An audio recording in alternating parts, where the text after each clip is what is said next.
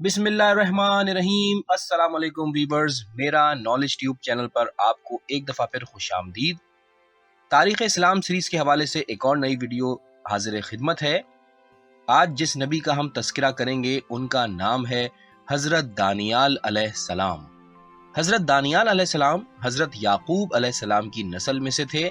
ज़ीरकी और अक्लमंदी में हज़रत सुलेमान के बाद उन्हीं का नाम लिया जाता है। ये बाबुल के मशहूर बादशाह बख्त नसर के हम असर थे।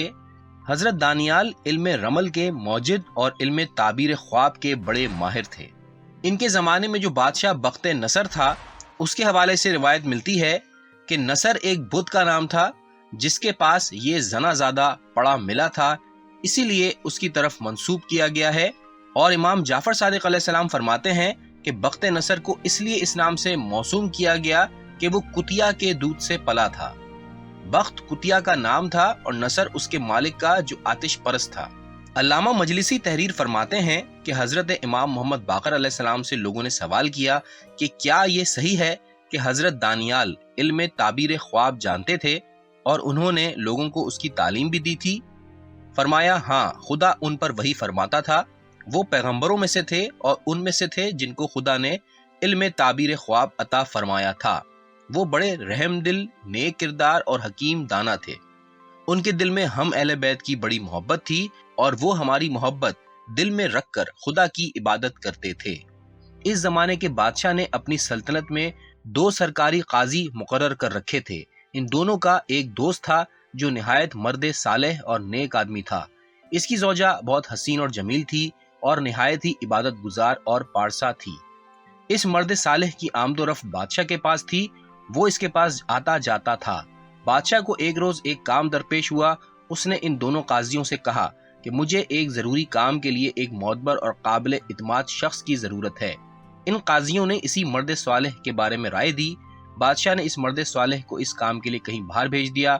जब वो शख्स जाने लगा तो दोनों काजियों से कहता गया कि मेरी ज़ौजा की खबरगिरी करते रहना। इसके जाने के बाद वो दोनों काजी अपने दोस्त के घर आए ताकि उसकी औरत का हाल दरियाफ्त करें।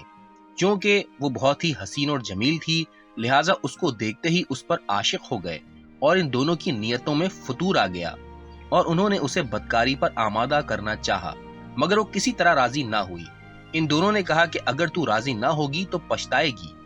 उसने कहा, जो मेरे मुकद्दर में होगा मैं उसे भुगत लूंगी, मगर ऐसा काम ना करूंगी जिससे दुनिया और आखिरत दोनों खराब हों।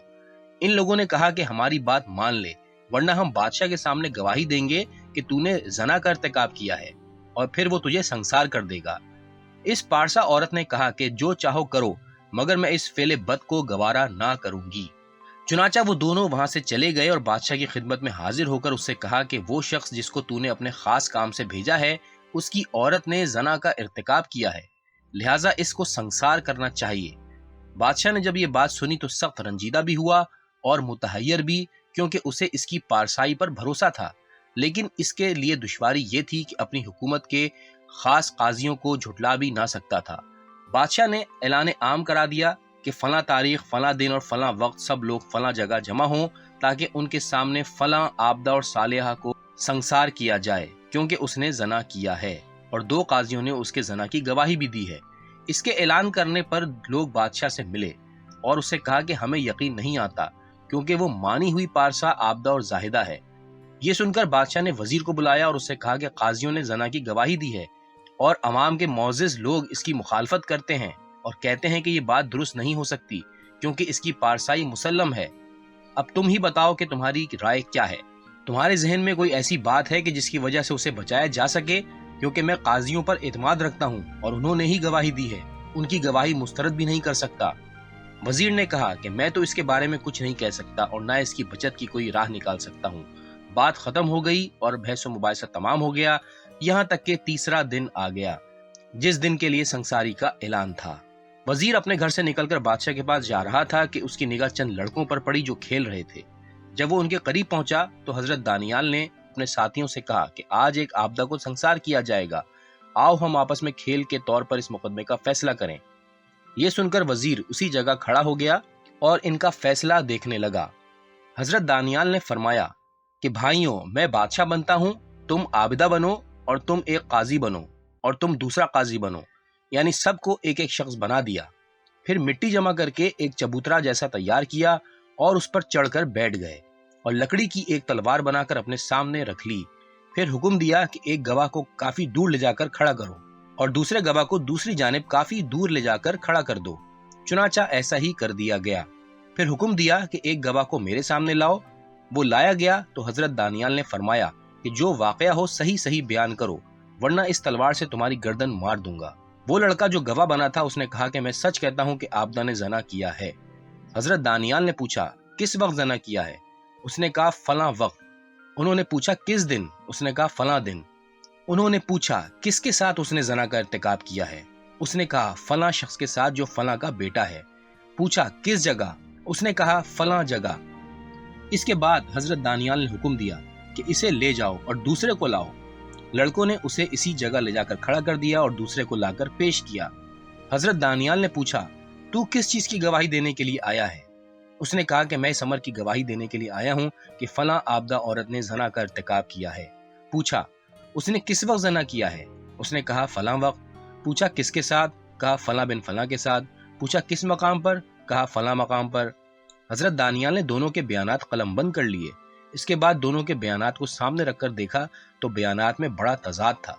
हजरत दानियाल ने फरमाया कि तुम दोनों झूठे हो और तुम किसी खास गर्ज की वजह से इस शरीफ औरत को संसार कराना चाहते हो।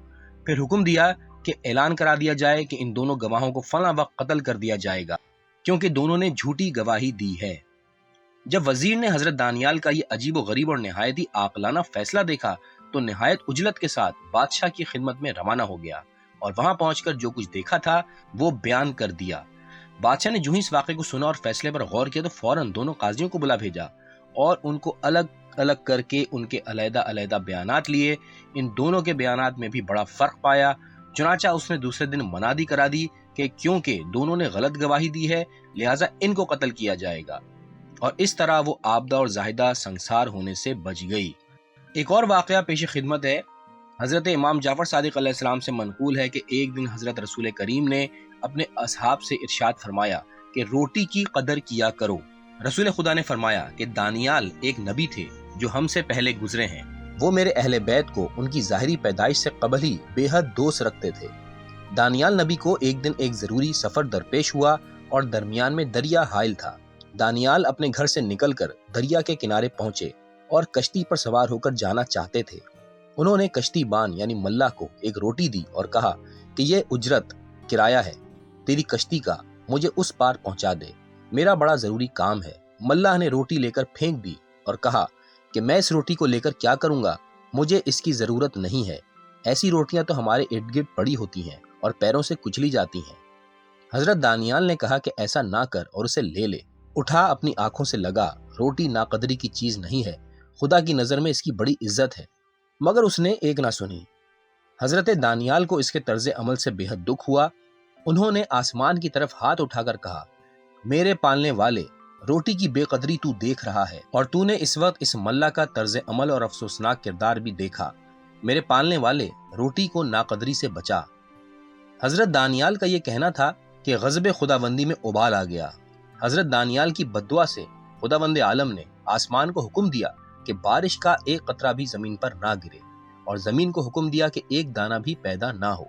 चुनाचा यही हुआ। बारिश बंद हो गई, दाने पैदा होना बंद हो गए और शदीद कहत पड़ गया और कहत की ऐसी नौबत आई कि एक दूसरे को लोग खाने लगे। और जब इन पर सख्ती और तंगी हद तक पहुंच गई तो एक दिन ये वाकया हुआ कि दो औरतें थीं और दोनों के एक एक लड़का था। दोनों औरतों ने फैसला किया कि एक दिन एक अपने लड़के को ज़िबा करे, दूसरे दिन दूसरी ज़िबा करे। चुनाचा एक औरत ने अपने लड़के को ज़िबा कर दिया और दोनों ने उसका गोश्त खा लिया। जब दूसरा दिन आया तो उस औरत ने जिसका बच्चा कल ज़िबा हो चुका था उसने इस दूसरी औरत से तकाजा किया कि अपने बच्चे को हस्बे वादा ज़िबा करे, मगर उसने इनकार कर दिया और कहा कि मेरा दिल तो गवारा नहीं करता कि मैं अपने बच्चे को ज़िबा करूं। उसके इस इनकार पर दोनों में झगड़ा हो गया और तय पाया कि चलो हजरत दानियाल से इसका फैसला कराएं। जब ये दोनों औरतें हजरत दानियाल के पास पहुंची और अपना मुकदमा उनके सामने पेश किया तो हजरत दानियाल ने कहा कि अब यहाँ तक नौबत कहत तक की पहुंच गई कि लोग अपने लड़कों को खाने लगे हैं। इन औरतों ने कहा कि हुजूर इससे बदतर हालत हो गई है। ये सुनकर हजरत दानियाल ने आसमान की तरफ हाथ उठा दिया और बारगाह खुदाबंदी में अर्ज की مالک اپنے فضل و کرم سے ہم پر رحم فرما اور اپنا فضل و کرم ہمارے شامل حال کر۔ خدایا ملا اور دیگر ایسے لوگوں کی نخوت اور غرور کی وجہ سے ان غریبوں کو مبتلا عذاب نہ رکھ۔ مولا رحم کر، تو بڑا کریم اور رحیم ہے۔ دانیال نبی کی دعا سے پروردگار عالم نے آسمان کو آب بارانی کا اور زمین کو دانے کی رویدگی کا حکم دے دیا اور دانیال کی طرف وحی کی، اے دانیال، میں نے روٹی کی توہین کرنے والوں کے ساتھ جو کچھ کیا یہ اسی کے مستحق تھے، اور ابھی اس سے زیادہ ان کی سزا باقی تھی، مگر میں نے بچوں کی وجہ سے ان پر رحم کر دیا ہے۔ مورخین کا بیان ہے کہ بخت نصر جب فتح بیت المقدس کے بعد بابل کو واپس ہوا تو اس نے وہاں پہنچ کر بنی اسرائیل کے تمام لوگوں کو قید کر دیا اور حضرت دانیال کے لیے خاص اہتمام یہ کیا کہ ایک کنواں کھدوا کر اس میں ان کو ڈال دیا اور اسی کنویں میں ایک شیر کو بھی ڈلوا دیا۔ مقصد یہ تھا کہ شیر ان کو پھاڑ کھائے گا، مگر ایسا نہ ہوا۔ شیر حضرت دانیال کی طرف متوجہ بھی نہ ہوا۔ ادھر پروردگار عالم نے ایک نبی کو وحی کی کہ جا کر دانیال تک کھانا اور پانی پہنچاؤ۔ اس نبی نے اللہ تعالیٰ سے پوچھا کہ مالک وہ کہاں ہیں؟ ارشاد ہوا کہ فلاں مقام پر جا کر آواز دو، جس جگہ سے تمہارے پکارنے کا جواب آئے اس کے قریب جا کر کھانا پانی پہنچا دو۔ وہ نبی اپنی جگہ سے روانہ ہو کر خدا کے بتلائے ہوئے مقام پر پہنچ کر حضرت دانیال کا نام لے کر پکارے تو کنویں سے جواب ملا۔ جھک کر دیکھا تو وہ اسی کنویں میں پڑے تھے اور شیر بھی آپ کے ساتھ تھا۔ نبی خدا نے کھانا پانی پہنچا دیا اور پھر اسی طرح برابر عمل جاری رہا۔ غرض یہ کہ حضرت دانیال کنویں میں پڑے رہے، رات بھر عبادت میں گزارتے تھے اور دن بھر روزہ رکھتے تھے اور شام کو اسی آب و تام سے روزہ کھولتے تھے جو خدا کے برگزیدہ نبی کے ذریعے آپ تک پہنچا کرتا تھا۔ ویورز، اب ہم بخت نصر کے خوابوں کے بارے میں آپ کو بتاتے ہیں۔ بخت نصر کا پہلا خواب۔ حضرت دانیال قید کی مشقت برداشت کر ہی رہے تھے کہ بخت نصر نے خواب دیکھا۔ وہ یہ تھا کہ آسمان سے فرشتے فوج در فوج اس کنویں پر آ رہے ہیں جس میں حضرت دانیال قید ہیں، اور وہ فرشتے حضرت دانیال کو نہایت عزت اور احترام کے ساتھ سلام کرتے ہیں اور ان سے کہتے ہیں کہ گھبراؤ نہیں، عنقریب تمہاری تکالیف دور ہو جائیں گی اور تم نہایت بلند مقام پر پہنچو گے۔ بخت نصر جب صبح کو بیدار ہوا تو اپنے کیے ہوئے پر سخت نادم ہوا اور حکم دیا کہ وہ جلد سے جلد قید خانے سے برآمد کروائے جائیں۔ چنانچہ گہرے کنویں سے حضرت دانیال کو نکال لیا گیا اور بخت نصر ان کی عظمت کا قائل ہو گیا، لیکن آپ کو عام قید خانے میں ہی رکھا۔ بخت نصر کا دوسرا خواب۔ بخت نصر نے پھر 7 برس کے بعد ایک اور خواب دیکھا جس سے وہ بہت خوفزدہ ہوا۔ جب صبح ہوئی تو خواب بھول گیا۔ خواب کو فراموش کرنے کے بعد اپنی قوم کے کاہنوں کو جمع کر کے ان سے کہا کہ بتاؤ میں نے رات کیا خواب دیکھا ہے، اور ساتھ یہ بھی کہا کہ غور و فکر کر لو اور مجھے مطمئن کرو ورنہ سب کو دار پر چڑھا دوں گا۔ اور اس نے اس کے لیے 3 دن کی مہلت بھی دی، مگر کوئی نہ بتا سکا۔ حضرت دانیال جو اس وقت زندان میں تھے، جب انہیں بادشاہ کے خواب کا حال معلوم ہوا تو انہوں نے زندان بان یعنی محافظ قید خانے سے کہا کہ تو نے اس عالم مصیبت میں میرا بڑا ساتھ دیا ہے اور ہر وقت میری امداد کی ہے۔ میں تجھ سے یہ خواہش کرتا ہوں کہ بادشاہ کے پاس جا کر اسے یہ بتا دے کہ قید خانے میں ایک قیدی ہے جس کا نام دانیال ہے، وہ تیرے خواب کو بھی جانتا ہے اور اس کی تعبیر سے بھی واقف ہے۔ داروغہ زندان بادشاہ کے پاس گیا اور اسے کہا کہ قید خانے میں ایک ایسا عظیم قیدی ہے جو تیرے خواب اور اس کی تعبیر کو جانتا ہے۔ بادشاہ کو جو ہی یہ خبر ملی اس نے فوراً حکم دیا کہ دانیال کو میرے پاس حاضر کیا جائے۔ چنانچہ ان کو حاضر کیا گیا۔ وہاں دربار میں داخلے کا قاعدہ یہ تھا کہ جو آئے پہلے بخت نصر کو سجدہ کرے۔ چنانچہ داروغہ نے اس رسم کو ادا کیا، مگر حضرت دانیال نے جو اس کے ساتھ ہی تھے بخت نصر کو سجدہ نہ کیا اور یوں ہی سیدھے دربار میں داخل ہو گئے۔ حضرت دانیال کے داخلے دربار ہونے کے بعد کافی دیر تک وہ ان کی طرف متوجہ ہی نہ ہوا اور یہ کھڑے رہے۔ پھر اس کے بعد اس نے تمام لوگوں کو دربار سے باہر کر کے ان سے سوال کیا کہ تم نے دربار میں داخل ہوتے ہی دستور کے مطابق مجھے سجدہ کیوں نہیں کیا؟ حضرت دانیال نے فرمایا کہ میرا پروردگار جس نے مجھے علم تعبیر خواب عطا کیا ہے اس نے مجھے اپنے سوا کسی کے بھی سامنے سجدہ کرنے سے منع کیا ہے۔ اے بادشاہ، اگر میں اس کے علاوہ کسی کو بھی سجدہ کر لوں تو میرا یہ علم تعبیر خواب مجھ سے جاتا رہے گا، اسی بنا پر میں نے تجھے سجدہ نہیں کیا۔ بخت نصر نے کہا میں اس بات سے خوش ہوں کہ آپ نے اپنے محسن کو قدر کی نگاہ سے دیکھا ہے اور اس نے جس سے منع کیا ہے آپ اس سے باز رہے، لہٰذا اب آپ میرے عذاب سے بھی آزاد ہوئے۔ میں آپ کو سجدہ نہ کرنے کی وجہ سے کسی عذاب میں مبتلا نہ کروں گا۔ اچھا اب بتائیے کہ میں نے کیا خواب دیکھا ہے؟ حضرت دانیال نے فرمایا کہ تو نے خواب میں ایک عظیم بت کو دیکھا ہے جس کا پیر زمین پر اور دوسرا آسمان سے لگا ہوا ہے، اور اس بت کا سر سونے کا ہے اور درمیانی حصہ جسم चांदी का है, इसके जानू तांबे के हैं और पिंडलियां लोहे की, कदम ठेकरे के हैं। तू इसे खड़ा हुआ बड़े गौर से देख रहा था और उसकी मजबूती और उसके इस्तेकाम पर ताज्जुब कर रहा था। नागाह आसमान से एक फरिश्ते ने एक पत्थर फेंका जो इस बुत के सर पर गिरा और इसका जिस्म छोटा हो गया, यानी तमाम अज्जाए बदन एक दूसरे से मिलकर जिस्म की लंबाई को कम करने के सबब बन गए। जब तूने इसकी ये हालत देखी तो तेरे दिल में ये ख्याल आया कि अब अज्जा इसमें मिल गए हैं, अगर तमाम जिनो इंस मिलकर इन्हें अलहदा करना चाहें तो नहीं कर सकते। लेकिन साथ ही तूने ये ख्याल किया कि अगर तेज हवा चले तो इसके तमाम अज्जा हवा में उड़कर बिखर जाएंगे। फिर तूने देखा कि वो पत्थर जो फरिश्ते ने फेंका था बड़ा होने लगा, यहाँ तक कि तमाम रुए जमीन पर छा गया, और ऐसा हो गया कि तेरी जब नजर उठती थी तो इस पत्थर और आसमान के अलावा कुछ नजर ना आता था। बख्ते नसर ने कहा, आपने सच फरमाया है, मैंने यही ख्वाब देखा है। अब इसकी ताबीर भी बताइए, मुझे यकीन है कि आप जो ताबीर देंगे बिल्कुल दुरुस्त होगी। हजरत दानियाल ने फरमाया, ए बादशाह, इस ख्वाब की ताबीर ये है, तूने जिस बुत को देखा था इससे मुराद उम्मतें हैं जो अव्वल, दरमियान और आखिर में होंगी, और तलाई हिस्सा जिस्म से मुराद इस जमाने की उम्मत और तेरी बादशाही है, और चांदी से तेरे बेटे की बादशाही मुराद है जो तेरे बाद होगा, और तांबे से मुराद रूम वाले हैं, और लोहे से मुराद फारस और अजम वाले हैं, और ठेकरे से मुराद दो औरतों की बादशाही है कि इन बादशाहों के दो बेटियां होंगी, एक यमन के मशरिकी जानिब और दूसरी शाम के गरबी जानिब। और वो पत्थर जिसने आसमान से आकर बुत को छोटा कर दिया, उससे वो दीन मुराद है जो आखिर ज़माने में उस वक्त की उम्मत पर नाजिल होगा और दूसरे दीनों को ख़त्म कर देगा। खुदावंद आलम एक पैगंबर उम्मी को अरब की सरजमीन से मबूस करेगा, जिसके सबब तमाम उम्मतों और दीनों को पस्त करेगा। जैसा कि तूने ख्वाब में देखा कि वो पत्थर बड़ा हुआ और उसने तमाम ज़मीन को घेर लिया। ये सुनकर बादशाह फड़क उठा और नहायत खुशी के आलम में कहने लगा, आपने मेरे दिल का बुखार निकाल दिया और मुझे बिल्कुल मुतमईन कर दिया। ए दानियाल, मैं तुमको इसका सिला देना चाहता हूँ। आप बताइए कि आप अपने शहर वापस जाना चाहते हैं या मेरे साथ ही रहना चाहते हैं। अगर जाना चाहते हैं तो आप आज़ाद हैं, अगर यहाँ रहना चाहें तो रहें, मैं आपकी बेहद इज्जत करूँगा। हज़रत दानियाल ने फरमाया कि अपने शहर वापस जाने से अब मुझे कोई फ़ायदा नहीं है, क्योंकि वो उजड़ चुका है। जब तक खुदा की मर्जी होगी उजड़ा रहेगा, इसलिए मैं वहाँ नहीं जाता, यहीं तेरे पास ही रहना पसंद करता हूँ। ये सुनकर बख्त नसर ने अपने अरकान दौलत, अपनी औलाद और जुमला आइज़ा को जमा करके कहा कि ये शख्स ज़बरदस्त हकीम और दाना है, इसी सबब से मुझे इस गम से निजात मिली है जिससे तुम सब आजिज़ थे। इसके दूर करने में मेरी कोई मदद नहीं कर सके, लिहाजा मैंने अपने और तुम्हारे तमाम उमूर इसके हवाले कर दिए हैं।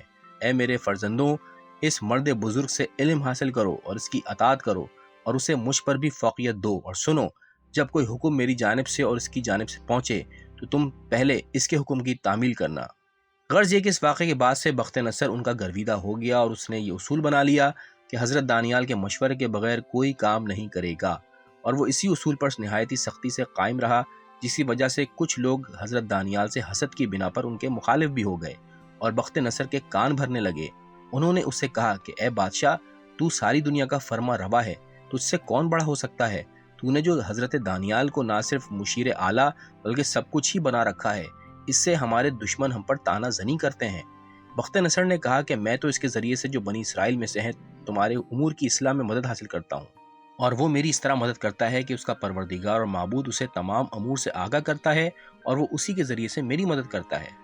इन लोगों ने कहा कि ए बादशाह, ये तो कोई बड़ी बात ना हुई, अगर ऐसी ज़ात की ज़रूरत है और ऐसे माबूद की ज़रूरत है जिससे तेरी लौ लग सके तो हम लोग उसे फराहम किए देते हैं, जो तेरे जुमला मामलात में तेरी मदद करेगा और तू दानियाल की इमदाद से बेनियाज हो जाएगा। बख्त नसर ने कहा, अच्छा, तुमको इख्तियार है। ये कहकर वो सब चले गए और एक बहुत बड़ा बुत तैयार कराया और एक दिन ईद का करार देकर इस बुत की खुदाई का इफ्तिताह किया। बड़े बड़े जानवर, लातादाद भेड़ बकरियां उस पर कुर्बान की और नारे नमरूद की तरह अजीम आतिश कदा तैयार किया और लोगों को दावत सजदा दी। जो लोग सजदा कर लेते थे बच जाते थे और जो इनकार करता था नजरे आतिश कर दिया जाता था। इन लोगों की हिम्मत तो दानियाल के बारे में पड़ी नहीं, लेकिन उनके साथियों को नजरे आतिश कर दिया। उन्होंने पहले इन 4 आदमियों में से जिनके नाम यूशाल, योहीन, ऐसू, मरसूस थे, कहा कि इस अजीम बुत को सजदा करो। ان لوگوں نے کہا یہ تو بے جان ہے، تمہارے بنائے ہوئے ہیں، یہ معبود نہیں ہو سکتے، اس کی پرستش عقل و ایمان کے خلاف ہے، لہٰذا ہم اس کو سجدہ نہ کریں گے۔ ان لوگوں سے یہ جواب سن کر ان چاروں کو آگ میں ڈال دیا گیا۔ بخت نصر نے صبح کو اپنے بالا خانے سے جب اس آتش کدہ کی طرف نگاہ کی تو دیکھا کہ 4 آدمی اس میں بیٹھے ہیں اور آتش کدہ ٹھنڈا ہو گیا ہے اور ایک صاحب ان کے سامنے بیٹھے ہوئے ہیں اور سب آپس میں بڑے اطمینان سے محو گفتگو ہیں۔ بخت نصر یہ دیکھ کر سخت حیران ہوا اور اس نے حضرت دانیال کو بلا کر ان سے پوچھا کہ یہ چاروں افراد کون ہیں اور ان کے سامنے جو ایک اور صاحب بیٹھے ہوئے ہیں وہ کون ہیں؟ حضرت دانیال نے فرمایا کہ یہ چاروں جوان میرے دین پر ہیں اور میرے خدا کی پرستش کرتے ہیں، اس سبب سے خدا نے ان کو تیرے شر سے محفوظ رکھا ہے۔ آگ گلزار بن گئی ہے اور 5واں شخص ایک فرشتہ ہے جو سردی اور گرمی پر موکل ہے، خدا نے اس کو ان کی مدد کے لیے بھیجا ہے۔ بخت نصر نے حکم دیا کہ ان چاروں اشخاص کو آگ سے باہر نکالا جائے، چنانچہ انہیں آتش کدے سے برآمد کر کے بادشاہ کے سامنے پیش کیا گیا۔ بخت نصر نے پوچھا، کہو رات کیسی گزری؟ کہا، اے بادشاہ، ایسی پرسکون اور آرام دہ شب زندگی میں کبھی نہیں گزری تھی۔ بخت نصر نے یہ سن کر ان کی بڑی عزت کی اور انہیں حضرت دانیال کے ساتھ کر دیا۔ بخت نصر کا تیسرا خواب۔ مورخین کا بیان ہے کہ بخت نصر کے 30 سال اسی حال میں گزرے، پھر اس نے ایک اور خواب دیکھا جو پہلے والے خوابوں سے زیادہ ہولناک تھا۔ وہ پھر بھول گیا۔ اس نے پھر اپنی قوم کے معززین، علماء اور منجمین کو جمع کر کے کہا کہ میں نے ایک خواب دیکھا ہے جسے میں فراموش کر گیا ہوں، لیکن مجھے اندازہ ہوتا ہے کہ یہ خواب میری ہلاکت کا پیغام ہے۔ تم بتاؤ کہ میں نے کیا خواب دیکھا تھا اور اس کی تعبیر کیا ہے؟ ان لوگوں نے پھر لا علمی ظاہر کی اور کہا کہ اس کا حل تو صرف دانیال پیش کر سکتے ہیں۔ اس نے یہ سن کر سب کو نہایت غصے میں نکال دیا اور حضرت دانیال علیہ السلام کو بلا بھیجا۔ وہ تشریف لائے تو اس نے کہا کہ میں نے ایک خوفناک خواب دیکھا ہے، آپ اس کی تعبیر بتائیے۔ حضرت دانیال نے فرمایا کہ اے بادشاہ، تو نے یہ خواب دیکھا ہے کہ بہت سے تر و تازہ درخت ہیں جن کی شاخیں آسمان تک پہنچی ہوئی ہیں اور ان پر آسمان کے پرندے بیٹھے ہوئے ہیں۔ ان درختوں کے نیچے کچھ وحشی درندے ہیں، تو انہیں بڑی غور سے دیکھ رہا تھا اور ان کی شادابی سے خوش ہو رہا تھا۔ ناگاہ ایک فرشتہ آسمان سے نیچے آیا جو ایک لوہا تیر کے مانند اپنے گلے میں لٹکائے ہوئے تھا اور دوسرے فرشتے سے کہہ رہا تھا جو آسمان کے دروازے پر کھڑا تھا کہ خدا نے تجھ کو کس طرح اس درخت کو اکھاڑنے کا حکم دیا ہے؟ آیا جڑ سے اکھاڑنے کو فرمایا ہے یا کچھ چھوڑ دینے کا حکم دیا ہے؟ اس فرشتے نے کہا کہ خدا نے مجھے حکم دیا ہے کہ درخت کا کچھ حصہ کاٹ ڈالو اور کچھ چھوڑ دو۔ پھر اس کے بعد تو نے دیکھا کہ اس فرشتے نے تیرے درخت پر ضرب لگائی جس سے وہ کٹ گیا، اور اس پر جس قدر پرندے تھے سب اڑ گئے اور اس کے نیچے جتنے درندے تھے سب متفرق ہو گئے۔ اس درخت کا صرف تنا باقی رہ گیا اور شادابی سب زائل ہو گئی۔ بخت نصر نے کہا، اے دانیال، یہی میرا خواب تھا، اب اس کی تعبیر تو بیان کیجیے۔ حضرت دانیال نے فرمایا کہ اس درخت سے مراد تو ہے اور پرندوں سے مراد تیرے اہل و عیال اور کنبے والے ہیں، اور اس کے نیچے جو جنگلی جانور تھے ان سے مراد تیرے ملازمین اور غلام ہیں، اور تو نے بت پرستی کے سبب خدا کو غضبناک کر دیا ہے۔ بخت نصر نے کہا کہ اب تمہارا پروردگار میرے ساتھ کیا کرے گا؟ آپ نے فرمایا، وہ تجھے تیرے جسم کے بارے میں مبتلا کر دے گا اور تو 7 سال تک مسخ رہے گا، پھر انسان کی صورت میں پلٹ آئے گا جیسا کہ اس وقت ہے۔ یہ سن کر بخت نصر کو بہت صدمہ ہوا اور وہ 7 روز تک روتا رہا۔ ایک روایت میں ہے کہ حضرت دانیال نے خواب کی تعبیر کی تکمیل یوں فرمائی کہ اے بادشاہ، تیری بادشاہی کی مدت تمام ہو چکی ہے، اب تو 3 روز کے بعد قتل کر دیا جائے گا، تجھے فارس کا ایک شخص قتل کرے گا۔ حضرت دانیال علیہ السلام کے تعبیر خواب بیان کرنے کے بعد اس نے کہا کہ میں نے 7 شہر ایک دوسرے کے گرد بنوائے ہیں اور ہر شہر میں بہت سے نگہبان مقرر کیے ہیں۔ میں نے اسی پر اکتفا نہیں کیا بلکہ تانبے کی مرغابیاں بنوا کر ہر شہر کے دروازے پر نصب کرا دی ہیں۔ وہ ایسی ہیں کہ جب کسی اجنبی کا اس جگہ سے گزر ہوتا ہے تو وہ چلانے لگتی ہیں تاکہ وہ گرفتار کر لیا جائے۔ حضرت دانیال نے فرمایا کہ تو چاہے لاکھ کوشش کر لے لیکن ہوگا وہی جو میں نے کہا ہے۔ یہ سن کر بخت نصر نے اپنے سپاہیوں کو حکم دیا کہ گشت کرتے رہو اور جس کو میری طرف آتے ہوئے دیکھو فوراً قتل کر دو، خواہ وہ کوئی ہی کیوں نہ ہو۔ حکم دینے کے بعد حضرت دانیال کو حکم دیا کہ آپ 3 روز تک یہاں سے نہ جائیں، اگر میں 3 دن میں قتل نہ ہوا اور آپ کی بات غلط ثابت ہوئی تو میں آپ کو قتل کرا دوں گا۔ جب تیسرا دن ہوا اور شام ہونے لگی تو اس کو انتشار اور اضطراب لاحق ہوا اور وہ سخت الجھن کی حالت میں اپنے گھر سے باہر نکل پڑا۔ اور اپنے ایک غلام کو جو فارس کا رہنے والا تھا اپنی تلوار دے کر حکم دیا کہ اس مقام پر جس کو بھی دیکھنا قتل کر دینا، وہ چاہے میں ہی کیوں نہ ہوں۔ غلام نے شمشیر اس کے ہاتھ سے لے لی اور ایک ہی ضرب میں اس کو واصل جہنم کر دیا۔ بخت نصر کی حکومت کی مدت 187 سال تھی۔ تاریخ طبری کا بیان ہے کہ اس کی عمر 300 سال تھی اور امام سالبی کے مطابق اس نے 500 سال عمر پائی۔ مورخین کا یہ بھی بیان ہے کہ جب بخت نصر فوت ہو گیا تو اس کا بیٹا مہرویہ بادشاہ ہوا اور اس نے 17 سال بادشاہی کرنے کے بعد حضرت دانیال پر ظلم و ستم شروع کیے اور ایک غار کھدوا کر اس میں آپ کو اور آپ کے ماننے والوں کو ڈلوا دیا اور اس غار کے اوپر سے آگ روشن کرا دی۔ لیکن خدا بند عالم نے ان سب کو اس آگ سے محفوظ رکھا۔ وہ لوگ جو حضرت دانیال کے ساتھ تھے انہیں اصحاب اخدود کہتے ہیں، جن کا ذکر قرآن مجید میں بھی ہے۔ علامہ قطب راوندی کا بیان ہے کہ جب بخت نصر مر گیا تو لوگوں نے اس کے لڑکے کو اس کی جگہ بادشاہ تسلیم کر لیا اور اس کی اطاعت کر لی۔ اس نے ان ظروف کے بارے میں حضرت دانیال علیہ السلام سے مشورہ لیا جو جنوں اور شیطانوں نے حضرت سلیمان کے لیے بنائے تھے، اور وہ تمام زر و جواہر جو بخت نصر نے بیت المقدس سے لوٹے تھے ان کے بارے میں حضرت دانیال سے مشورہ لیا۔ تو حضرت دانیال نے ارشاد فرمایا کہ یہ ظروف طاہر اور پاک ہیں، ان کو پیغمبر اور پیغمبر کے فرزند نے بنوایا تھا، ان کو خنزیر کے گوشت اور دیگر نجس چیزوں سے گندا خراب مت کرنا، کیونکہ ان کا وارث کوئی اور ہے جس کے پاس خدا ان کو عنقریب پہنچا دے گا۔ لیکن اس نے حضرت دانیال کے کہنے کی پرواہ نہ کی، اور نہ صرف یہ بلکہ اس نے ان سے دشمنی بھی شروع کر دی اور ان کو امور سلطنت سے بے دخل کر دیا اور سختی شروع کر دی۔ اس پر ایک عورت جس نے حضرت دانیال سے پرورش پائی تھی اور ان کا اقتدار بخت نصر کے عہد میں دیکھ چکی تھی، بخت نصر کے لڑکے کو بہت سمجھایا مگر اس نے ایک نہ سنی اور ہر فعل بد کا مرتکب ہوتا رہا، یہاں تک کہ اس کے بے شمار گناہوں کے سبب زمین نے بارگاہ خداوندی میں فریاد اور استغاثہ پیش کیا۔ بالآخر ایک روز جب کہ وہ اپنی عیدگاہ میں تھا، اس نے دیکھا کہ آسمان سے ایک ہاتھ برآمد ہوا جس میں قلم تھا، پھر اس نے 3 کلمے دیوار پر لکھے اور غائب ہو گیا۔ باروایت امام سالبی وہ 3 کلمے یہ تھے: وزن فخف و وعد فنجز و جمع فقرق۔ یہ فقرے دیکھ کر وہ سخت حیران اور پریشان ہوا، فوراً حضرت دانیال کو بلا کر ان سے کہا کہ اسے پڑھیے اور اس کا مطلب بتائیے۔ حضرت دانیال نے ارشاد فرمایا کہ پہلے کلمے کا مطلب یہ ہے کہ تیری عقل تمیز کے ترازو میں تولی گئی تو وہ بہت سبک ٹھہری۔ دوسرے کلمے کے معنی یہ ہیں کہ تو نے وعدہ کیا تھا کہ جب بادشاہ ہوگا تو نیک کام کرے گا، لیکن تو نے وفا نہ کیا۔ اور تیسرے کلمے کے معنی یہ ہیں کہ خدا نے عظیم بادشاہی تجھ کو اور تیرے باپ کو دی تھی، لیکن تم نے اپنی بدعمالیوں سے اسے ضائع کر دیا۔ اب قیامت تک تیرے خاندان میں بادشاہی نہ ہوگی۔ اس نے پوچھا کہ بادشاہی کے برطرف ہونے کے بعد کیا ہوگا؟ فرمایا تو خدا کے عذاب میں گرفتار ہوگا۔ اسی اثنا میں خدا نے ایک مچھر بھیج دیا جو اس کی ناک میں داخل ہو گیا اور اس کا بھیجا کھانے لگا۔ پھر حالت یہ ہوئی کہ وہ مچھر شب و روز اس کے سر میں کاٹتا رہتا تھا، اور جب تک اس کے سر پر کوئی چیز زور زور سے نہ ماری جائے اس کو آرام نہ آتا تھا، یعنی بالکل نمرود کی طرح وہ عذاب میں مبتلا رہا، یہاں تک کہ 40 دن کے بعد واصل جہنم ہو گیا۔ ویورز، حضرت دانیال نے بھی اپنا جانشین اپنی وفات سے قبل مقرر کر دیا تھا۔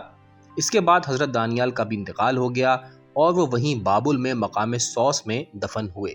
خلیفہ دویم کے عہد میں جب ابو موسیٰ اشعری کے ذریعے سے سوس فتح ہوا اور اس پر ابو موسیٰ کا قبضہ ہو گیا، تو وہ تمام چیزوں پر نگاہ کرتے ہوئے جب دارالامارہ میں داخل ہوا تو اس میں ایک جگہ ایسی دیکھی جو نہایت مضبوطی کے ساتھ مقفل تھی۔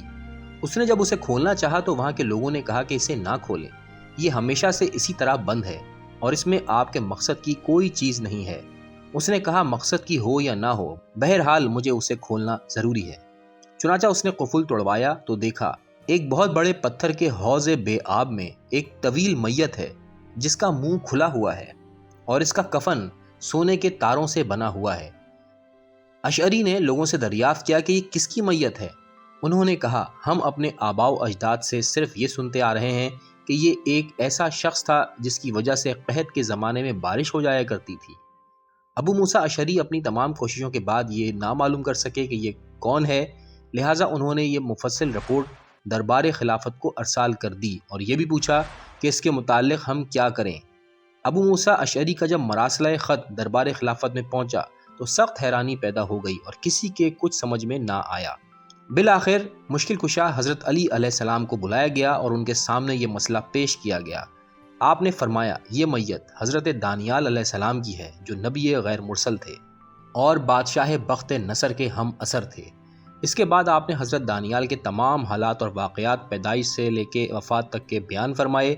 اس کے بعد فرمایا کہ ابو موسیٰ اشعری کو لکھ دیا جائے کہ وہ اس میت پر نماز پڑھ کر اور نیا کفن دے کر اسے ایسی جگہ دفن کر دیں جہاں اہل سوس کی رسائی نہ ہو۔ چنانچہ ابو موسیٰ کو یہی کچھ لکھ دیا گیا اور اس نے نہر کا پانی روک کر اس کے وسط میں اس میت کو دفن کر کے پانی جاری کر دیا۔ اسی وجہ سے کہتے ہیں کہ حضرت دانیال نہر سوس میں مدفون ہیں۔ دوستو یہاں پہ حضرت دانیال علیہ السلام کا قصہ ختم ہوتا ہے۔ تاریخ اسلام سیریز کے حوالے سے اگلی ویڈیو میں ہم حضرت عزیر علیہ السلام کا تذکرہ کریں گے۔ ویڈیو پسند آئی ہو تو لائک کیجیے گا اور چینل بھی سبسکرائب کیجیے گا۔ بہت شکریہ۔ اللہ حافظ۔